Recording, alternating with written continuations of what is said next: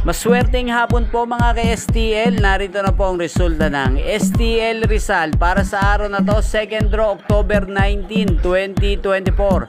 Araw ng Sabado, naway ang mga natayaan niyo pong mga numero kanina ay manalo nawa ngayong hapong ito 4 PM. Kaya kunin niyo na po yung mga tickets. Narito na po ang resulta.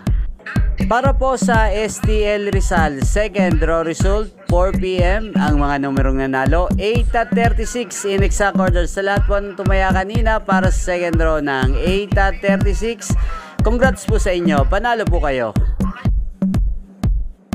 Ang STL Rizal ay napapanood nyo po sa channel na to, Roderick Hernandez TV, araw-araw mula Lunes hanggang Linggo, every 11 AM, 4 PM at 8:45 PM. Maraming salamat po sa panonood nyo sa aking channel. Huwag pong kalimutang mag-subscribe.